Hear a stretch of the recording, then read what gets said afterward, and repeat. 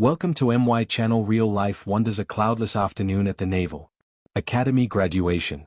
Families filled the stands, laughter rising like ocean spray.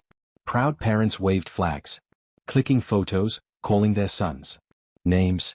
But amid all the joy stood one woman. Plain clothes, worn shoes. A sun-faded shawl wrapped tight around her shoulders. Her name was Mary Ellis, and she was there for one reason: to see her son, Daniel, receive his officer's commission. But as she walked toward the seating area, two uniformed guards stepped in her path. This section's reserved for immediate family of officers. I am his mother, she whispered, her voice barely steady. The taller guard frowned. Her dress was simple, her shoes dusty. She didn't look like she belonged among the polished suits and pearl necklaces. The crowd's murmurs began to ripple. A woman in a floral hat leaned to her friend and muttered, "She must be lost."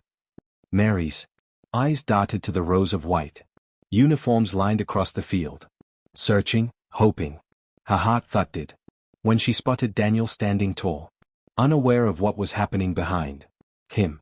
The guards insisted again. "Please, step aside. This area is for invited guests only." Mary's fingers tightened around the folded letter in her hand.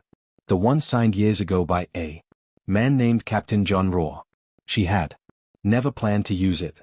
It wasn't a ticket or a pass. It was a thank you for something she'd done long ago.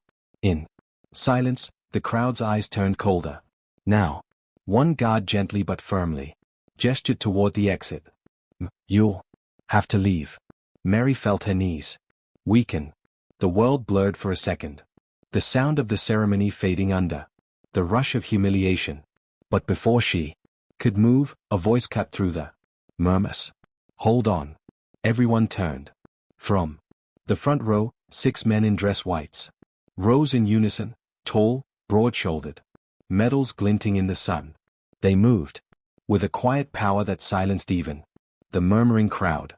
One of them stepped forward, removing his hat. His voice carried calm authority. "This woman stays."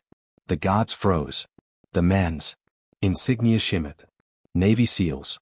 She's Mary Ellis," he said, turning to the audience now.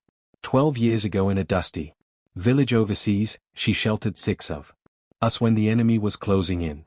We were bleeding, hunted, and out of options. She hid us in her basement for 3 days, fed us, prayed for us, and never once asked for anything in return." Gasps rippled through the crowd. The same people who'd whispered about her shoes now looked at her differently, with awe, guilt, and reverence. Mary's lips quivered. She hadn't wanted this moment. She'd only wanted to see her son graduate. The son she'd raised alone. After her husband, a Navy mechanic, never came home. The guard who tried to stop her lowered his head, shame wreathing his face. "I didn't know," he murmured. The SEAL stepped closer, saluted her, then turned to the 6 men behind him. Together they stood at attention and gave her the kind of salute reserved for legends. Slow, solemn, and full of gratitude. Daniel turned just in time to see it. Confusion flashed across his face before realization dawned. His eyes filled. The crowd went silent as he ran down from the stage, still in his ceremonial whites, and wrapped his arms around his mother. "You saved them," he whispered, his voice breaking. "I just did what anyone would have done," she replied, though deep down she knew not everyone would. The SEALs stood beside her now, forming a wall of honor around the woman they once called Angel in the smoke. The same crowd that had doubted her now stood too, one by one, until the entire stadium rose in silent tribute. Tears shimmered on every face. The guard stepped back. Their earlier judgment swallowed by humility. Mary didn't say a word. She simply clutched her son's arm as the national anthem began. And for the first time, she allowed herself to cry. Because sometimes the greatest acts of heroism aren't carved in medals or remembered in Headlines. They're hidden in the quiet. Choices of people no one notices.